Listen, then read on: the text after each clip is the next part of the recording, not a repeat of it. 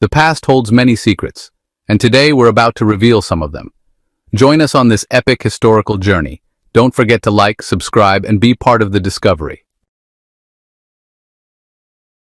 Unlike many other ancient Egyptian tombs, King Tutankhamun's burial site stayed hidden and untouched by grave robbers for over 3,000 years.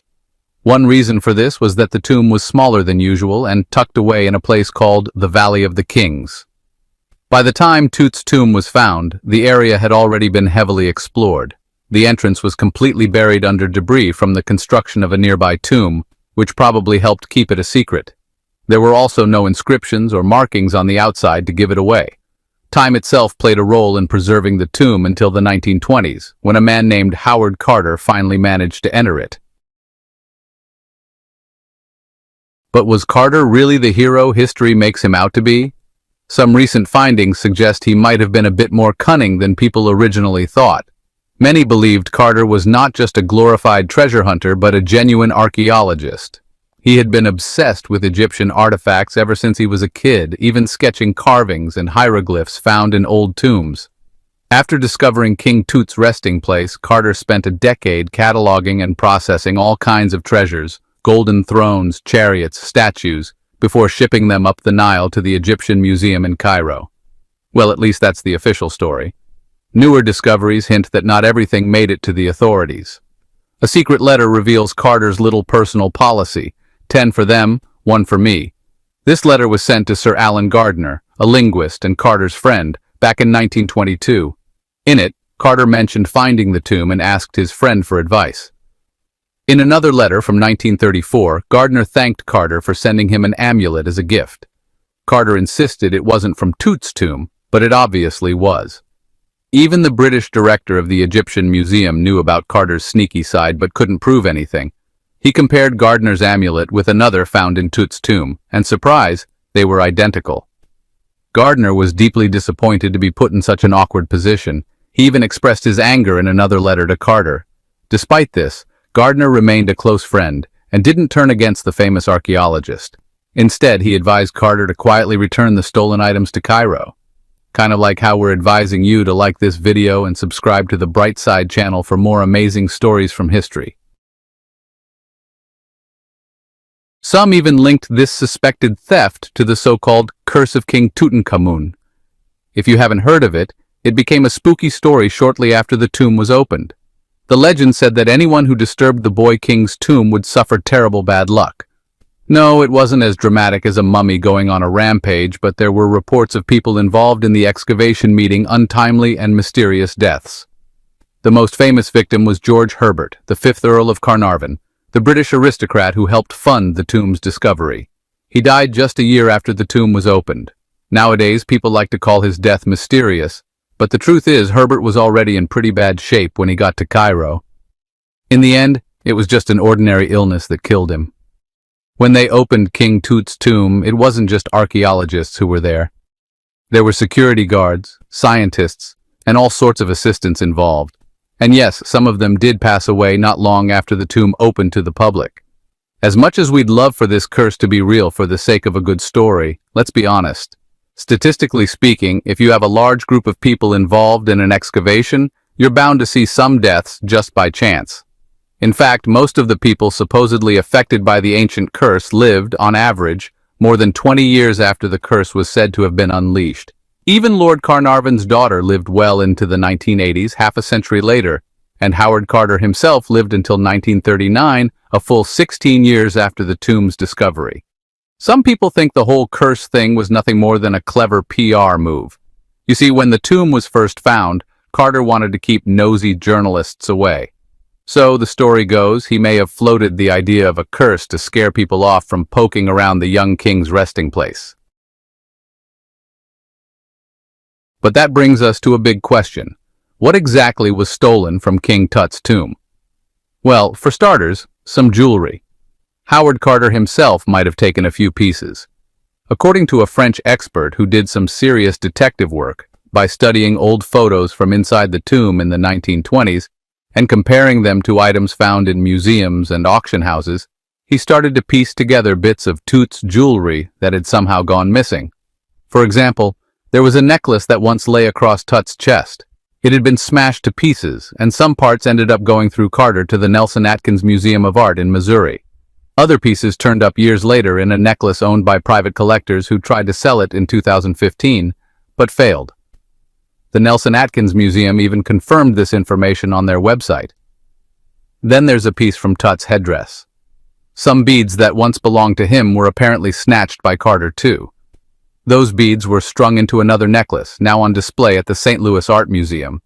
Another elaborate necklace made from glazed ceramic charms was once exhibited at the Metropolitan Museum of Art in New York. Luckily, this particular piece was returned to Egypt just over a decade ago. As you might guess by now, Carter was behind that theft as well. But even with some missing artifacts, King Tutankhamun's tomb has given us a treasure trove of knowledge about this incredible ancient culture.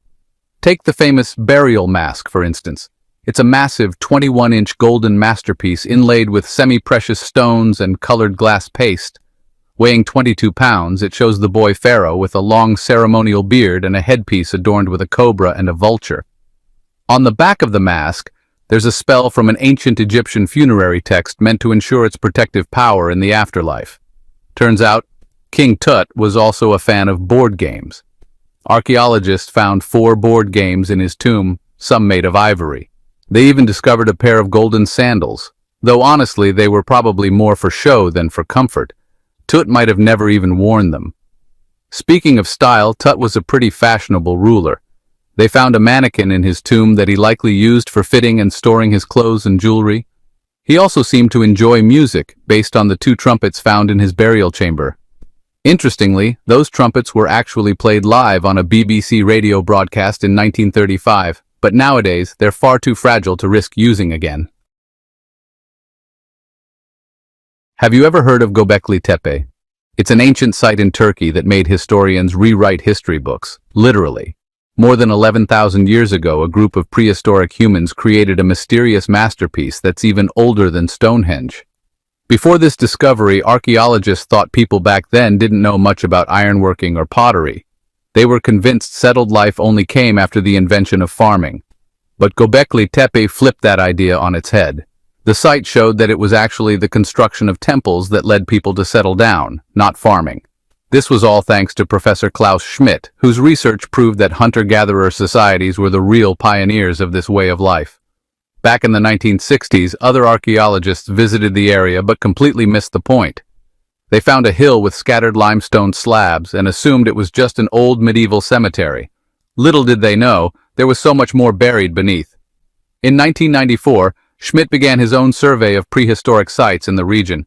And surprise, he immediately realized he had found something extraordinary. Unlike the surrounding flat, barren plains, Göbekli Tepe had a slightly rounded hilltop rising 50 feet above the landscape. Funny enough, the name Göbekli Tepe literally means potbelly hill. Schmidt was convinced only humans could have built something like this. The stones that were once mistaken for gravestones turned out to be much more exciting. It was like stumbling upon hidden treasure. These pieces suddenly took on a whole new meaning, and Schmidt and his team were about to dive into the secrets lying beneath the surface. To their surprise, they found no signs of a settlement, no cooking fires, no houses, not even those little clay figurines usually found at sites from the same time period. But they did discover that these ancient people used stone tools like hammers. So Schmidt and his team put their heads together and tried to estimate how old the stone structures at Göbekli Tepe were. Their guess was later backed up by some carbon dating done right there at the site. Slowly, the ancient atmosphere of the place started to make sense. It was like solving a puzzle piece by piece. You might think people back then didn't have the proper tools to build something as impressive as Göbekli Tepe. But that's not true. Turns out, these prehistoric folks used flint tools instead of fancy metal chisels. They were really skilled at carving the softer limestone to make pillars on the spot. Then they'd carry these pillars a short distance to the hilltop and stand them upright. Once they completed a stone circle, they'd cover it with layers of dirt. Over time, they added more circles, and voila, you get an impressive hill to amaze future generations. In their first year of digging, the team examined around 15,000 pieces of wild animal bones. These people didn't have domesticated animals and didn't grow their own food. They hunted wild animals for their meals. But things were about to change because this place had everything needed to kickstart farming. Scientists say they had access to wild sheep and wild grains that could be domesticated. And guess what? Just 20 meters away, geneticists found evidence of the world's oldest domesticated wheat in a prehistoric village. These incredible discoveries completely changed how we see the rise of civilization. Before this, experts believed that people had to settle down and learn farming first before they could build temples and create complex societies. But Schmidt's research flipped that idea on its head. He argued that the massive effort of building these incredible structures actually came first, and that it was this effort that led to the development of more advanced societies. In other words, cultural and social changes happened before farming did. Schmidt had a fascinating theory about Göbekli Tepe. He believed it might have been a special burial site where people left their loved ones. But it wasn't just a cemetery. It was decorated with elaborate statues and symbols representing gods from the spiritual world. This idea that Göbekli Tepe might have been a sacred site adds another layer of depth to the whole story. Even if the site's true purpose remains a mystery, Schmidt's vision encourages us to think about the deep connection between the afterlife and the respect ancient hunter-gatherer societies had for their ancestors. Now let's talk about the real stars of the show, the stunning T-shaped pillars that dominate Göbekli Tepe. These mysterious structures stand anywhere from 10 to 20 feet tall and are believed to represent stylized human figures. But one particular pillar stands out. It features a three-dimensional carving of a lion. This depiction sparks the imagination because it suggests that lions once roamed Anatolia during the Neolithic era. These standing stones are arranged in circles, set into rectangular pits. Each circle follows a similar pattern. Two large T-shaped pillars in the center surrounded by slightly smaller pillars facing inward. Pretty neat, right? These towering pillars can reach heights of up to 16 feet and weigh between 7 and 10 tons.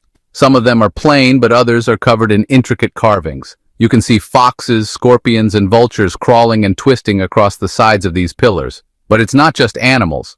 Some pillars have abstract human shapes and even small carvings of clothes, complete with belts. One pillar in particular stands out like a rock star.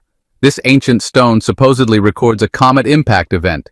It's believed this happened during a cold period that lasted about 1,000 years. Earlier studies, including ice core samples from Greenland, hinted at this theory. But now, the carvings at Göbekli Tepe seem to confirm it. The carvings on these pillars are like an ancient comic strip. They even show a headless human figure. Researchers fed these images into computer software and found links to constellations, suggesting the site might have also been used as an ancient observatory.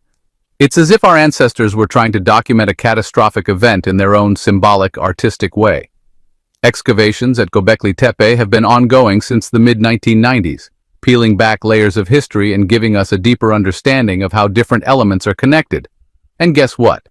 They don't plan on stopping anytime soon. They expect the whole process to take another 150 years. Who knows what else they might find? You see, Göbekli Tepe has always been classified as just a ritual site with no signs of everyday life. For a long time, people believed that because there's no water source nearby, it couldn't support even semi-permanent communities. But scientists now think it's time to rethink that assumption and look at Göbekli Tepe with fresh eyes. It's time to question what we thought we knew and use new evidence and perspectives. For example, maybe there was a group of people who lived in the area, not staying in one spot all the time, but still having their own civilization that was mostly based in the region. Göbekli Tepe isn't just one temple. It's actually an incredible complex with more than 20 ancient structures. As archaeologists keep digging deeper, they're uncovering the site's unique design. Each structure has two large central pillars surrounded by smaller pillars and dividing walls. And here's the wild part. The area also has over 200 steles, narrow, pointed stone monuments. Pretty impressive, right? Speaking of surprises, have you heard about Neanderthal fiber technology? No joke, it's a real thing. In 2020, a team of scientists published a study that totally changed how we see our closest ancient relatives. A discovery in France shook up archaeology forever. But let me backtrack a little. For the longest time, Neanderthals were portrayed as your typical caveman. Think of Fred Flintstone, you wouldn't be too far off. Why do we have this stereotype? Well, it started with a 19th century British geologist named William King. After studying Neanderthal bones, King declared that these early humans weren't very smart. That unflattering image stuck with Neanderthals for generations. But then, A tiny piece of string, just a quarter of an inch long, changed everything. In a small dry river valley called Abri Dumaras, archaeologists found this piece of twisted fiber next to a stone tool. This string could have been used for making clothes, fishing nets, or all sorts of things. For prehistoric times, this was advanced technology, and it showed that Neanderthals were quite skilled. Scientists already knew that Neanderthals could make tar from birch bark and crafted shell beads. There's even evidence of Neanderthal art. Clearly, they weren't the clueless brutes we once thought they were. Discoveries like that little piece of string are forcing us to rethink our ancestors completely. Archaeology is always evolving. Take the Egyptian pyramids, for instance. For years, people believed they were built by a massive army of laborers forced to work until they dropped. This misconception started with Herodotus, the famous Greek historian. Around 500 BC, he claimed that 100,000 men built the Great Pyramid of Giza. He didn't explain who they were or why they were doing it, and so the legend began. Huge stone blocks dragged by exhausted workers under the whip of a cruel overseer. But Egyptologists, the experts in ancient Egyptian culture, tell a different story. They recently discovered a workers' village that gives us a clearer picture. Sure, there's evidence of hard labor, construction work is tough even today, but the real story is far more humane. For context, it took nearly 6 years for 12,000 workers to complete the world's tallest building, the Burj Khalifa. In ancient Egypt, about 3 times that number built the Great Pyramid over roughly 20 years. That's a pretty amazing feat of ancient engineering, wouldn't you agree? The pyramid workers were actually well taken care of. Their diet was rich in protein, they had access to medical care, and they even got paid. In fact, they lived better than many non-working Egyptians at the time.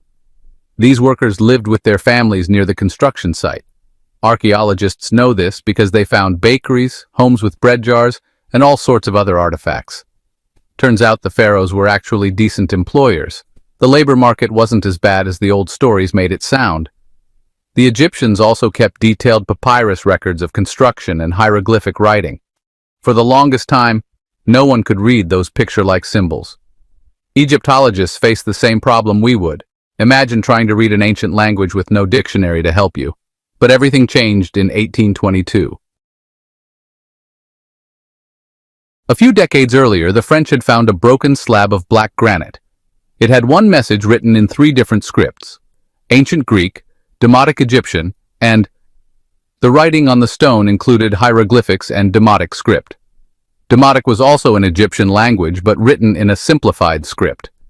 Experts dated it back to 196 BC. The text itself was a religious decree. The first person to crack the code was a French linguist and Egyptologist named Jean-François Champollion. You see, people still knew how to read ancient Greek, so the French were able to match the Greek text with the Egyptian inscriptions. And just like that, we were finally able to read hieroglyphics. The piece of black granite that made this all possible is called the Rosetta Stone. Its discovery was a huge deal, not just for archaeology, but in general. In fact, the term Rosetta Stone even became part of the English language. It now refers to anything that helps solve a complex mystery. There are even games like this where symbols are attached to a secret message and you have to figure out the code by replacing each symbol with the correct letter. That's basically what scientists did with the Rosetta Stone over 200 years ago. Do you know what the oldest deciphered written language in Europe is? It's called Linear B, not exactly a catchy name. The script belongs to the Mycenaean Greek language, which existed centuries before the classical Greek alphabet we know. And logically, before Linear B, there was Linear A. The people of Crete used Linear B over 1,000 years ago. During the late Bronze Age, the civilization that used it vanished and no one was left who could read it. In fact, nobody even knew it had existed. That changed in the early 20th century. A British archaeologist named Sir Arthur Evans excavated a massive palace complex in Knossos, Crete, Greece. This was the center of the Minoan civilization, which had created the mysterious script. The palace had around 1,300 rooms, decorated with colorful paintings of dolphins, griffins, and bulls. All of this fascinated Evans, but his most important discovery was actually overlooked at first: thousands of burned clay tablets. Ironically, the fire that destroyed the palace helped preserve the tablets. But reading them? Impossible. They were written in an unknown language. The scientific community had to wait another 50 years until Michael Ventris, an English architect and amateur codebreaker, cracked the code. Ventris had studied Greek and Latin, and after attending a lecture by a famous archaeologist, he decided to solve the mystery of Linear B once and for all. He succeeded in 1952. One of his most surprising discoveries was that the script represented an early form of Greek. But here's the thing. Linear A is still undeciphered. It remains a mystery to this day. Maybe someday another passionate young person like Ventris will crack it. They don't have to be a professional archaeologist either. Basil Brown wasn't. Yet, in 1939, Brown discovered the richest early medieval burial site in Europe. This happened in Sutton Hoo, in southeast England. But this wasn't your typical stone grave. It was a full-sized ship, 3 times longer than a double-decker London bus. And it wasn't empty. Far from it. The ship was filled with treasures. Fancy hanging bowls, golden clothing accessories, fine textiles, and lavish feasting equipment. Archaeologists were especially amazed by silverware from far-off Byzantium, which you probably know today as Istanbul, Turkey. Even now, driving from Sutton Hoo to Istanbul would take days. Imagine how much effort and money it took to bring a silver plate from there to England in the 7th century. At that time, the ship sank. But here's the kicker. England as a country didn't even exist yet. The British Isles were inhabited by the Anglo-Saxons. The ship, buried under grassy mounds, might have belonged to one of their kings. We'll never know for sure. The acidic soil destroyed any human remains, or maybe no one was buried there at all. It could have been just a grand memorial, built to honor an important person. Even today, archaeologists don't have a definite answer, but what they found at Sutton Hoo shed light on the so-called Dark Ages. Before this discovery, very little was known about what happened in Britain after the Romans left. Thanks to Sutton Hoo, the picture of early Anglo-Saxon society became much clearer. Who knows? Maybe English soil will be the site of the next big archaeological breakthrough. Speaking of mysteries, have you ever heard of the legendary lost oasis of Zerzura? According to old stories, it's an ancient city hidden somewhere deep in the Sahara Desert. Finding it could reveal unimaginable treasures and countless secrets. A mysterious 15th century Arabic guide claims the key to discovering Zerzura lies in the beak of a bird carved on a rock. Subscribe and join us in uncovering forgotten history. Like, comment.